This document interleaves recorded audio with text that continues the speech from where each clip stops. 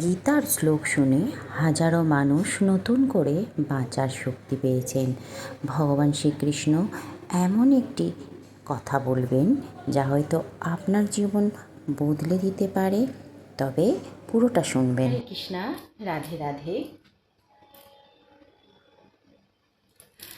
প্রকৃতিং শ্যাম বৈষ্ণভ বিসৃজামি পুনঃ ভূতগ্রামম ইমম কৃষ্ণাম অবশম প্রকৃতি বৈশ্বাত। এই জড় জগৎ ভগবানের অপরা বা নিকৃষ্ট শক্তির প্রকাশ, এই বিষয়ে বহুবার বর্ণনা করা হয়েছে। সৃষ্টির সমস্ত জড় শক্তির মহত্ব রূপে পরিণত হয় এবং প্রথম পুরুষাবতার মহাবিষ্ণু তাতে প্রবেশ করে। তিনি কারণ সমুদ্রে শায়িত থাকেন এবং তার নিঃশ্বাসের ফলে কারণ সমুদ্রে অসংখ্য ব্রহ্মাণ্ডের সৃষ্টি হয়। সেই ব্রহ্মাণ্ডগুলির প্রকৃতিতে তিনি আবার গর্ভোদকশায়ী বিষ্ণুরূপে প্রবেশ করেন। প্রতিটি ব্রহ্মাণ্ড এভাবেই সৃষ্টি হয়েছেন। তিনি নিজেকে আবার ক্ষীরোদকশায়ী বিষ্ণুরূপে প্রকাশিত করেন। সেই তত্ত্ব এখানে বিশ্লেষণ করা হয়েছে। তিনি সব কিছুর মধ্যেই প্রবেশ করেন। এখন জীবেদের ক্ষেত্রে যেটি হয়ে থাকে, তাদের জড় প্রকৃতির গর্ভে সঞ্চারিত করা হয় এবং তাদের অতীতের কর্ম অনুসারে তারা বিভিন্ন অবস্থা প্রাপ্ত হয়। এভাবে এই জড় জগতের কার্যকলাপ শুরু হয়।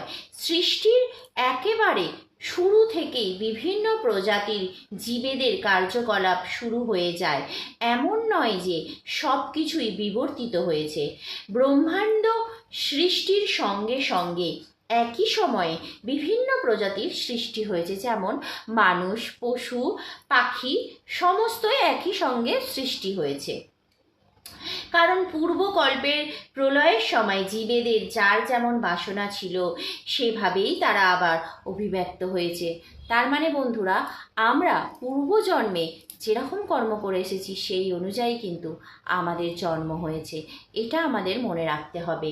সেটা শুধু মনুষ্য নয়, সেটা পশু, পাখি, সবার সমস্ত একই সঙ্গে সৃষ্টি হয়েছে। কারণ পূর্বকল্পের প্রলয়ের সময় জীবেদের যার যেমন বাসনা ছিল সেভাবেই তারা আবার অভিব্যক্ত হয়েছে। এখনও আবাসম শব্দটির দ্বারা স্পষ্টভাবে বলা হয়েছে যে এই প্রক্রিয়াতে জীবেদের কিছুই করার থাকে না। পূর্বের সৃষ্টিকালের মধ্যে থাকার সময়ে তাদের পূর্ব জীবনে তাদের সত্তার যে অবস্থা ছিল ঠিক সেভাবেই তারা আবার অভিব্যক্ত হয় এবং এসবই সাধিত হয় শুধুমাত্র পরমেশ্বরের ইচ্ছার প্রভাবে।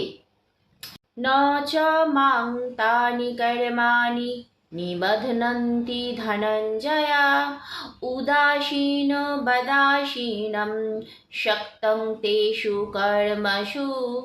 হে ধনঞ্জয়, সেই সমস্ত কর্ম আমাকে আবদ্ধ করতে পারে না। আমি সেই সমস্ত কর্মে অনাসক্ত ও উদাসীনের ন্যায় অবস্থিত থাকি। এই সম্বন্ধে এটি মনে করা উচিত নয় যে পরমেশ্বর ভগবান নিষ্ক্রিয়। তার চিন্ময় জগতে তিনি সতত সক্রিয়। ব্রহ্ম সংহিতাতে বলা হয়েছে, আত্মার আবশ্য তশান্তি প্রকৃতা না সমাগম। তিনি তার শাশ্বত আনন্দময় ও চিন্ময় রসাত্মক লীলায় নিত্য তৎপর, কিন্তু এই জড়জগতের ক্রিয়াকলাপের সঙ্গে তার কোনো সংসর্গ নেই। জড়জাগতিক ক্রিয়াকলাপগুলি তার বিভিন্ন শক্তির দ্বারা সম্পন্ন হয়ে থাকে। ভগবান তার সৃষ্ট জগতের সমস্ত জাগতিক ক্রিয়াকলাপের প্রতি নিত্য উদাসীন থাকেন। এখানে উদাসীনবাদ শব্দটির মাধ্যমে তার উদাসীনতার কথা উল্লেখ করা হয়েছে। যদিও জাগতিক ক্রিয়াকলাপের সূক্ষ্মাতিসূক্ষ্ম সব কিছুই তার নিয়ন্ত্রণাধীন, তবুও তিনি যেন উদাসীন হয়ে অবস্থান করেন। এই সম্বন্ধে উচ্চ আদালতের বিচারপতির আসনে অধিষ্ঠিত ন্যায়াধীশের দৃষ্টান্ত দেওয়া হয়।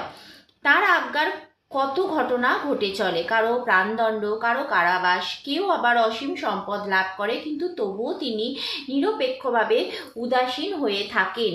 সেই সমস্ত লাভ ক্ষতির সঙ্গে তার কোনোই সম্পর্ক নেই, তেমনি যদিও জড়জগতের প্রতিটি ব্যাপারে ভগবানের হাত থাকে, তবুও তিনি সব কিছুর থেকে সর্বদা উদাসীন। বেদান্ত সূত্রে বলা হয়েছে বৈষম্য নৈ ঘৃণ্যেন্য। তিনি এই জড়জগতের দ্বন্দ্বের মধ্যে অবস্থান করেন না, তিনি এই সমস্ত দ্বন্দ্বের অতীত। তাই এই জগতের সৃষ্টি এবং বিনাশের প্রতি তার কোনো আসক্তি নেই। পূর্বকৃত কর্ম অনুসারে জীব ভিন্ন ভিন্ন প্রজাতির দেহ ধারণ করে এবং ভগবান তাতে কোনো রকম হস্তক্ষেপ করে না। তো বন্ধুরা, তোমরা কি বুঝলে অবশ্যই কমেন্ট করে জানিও। আমি বারবার বলেছি পুরোটা শ্রবণ করবে, তারপরে কমেন্ট করবে। তোমাদের কমেন্ট কিন্তু আমার কাছে খুব অমূল্য। তো তোমরা দয়া করে পুরোটা শ্রবণ করে তারপরে কমেন্ট করো। চলো বন্ধুরা, সবাই ভালো থেকো। রাধে রাধে।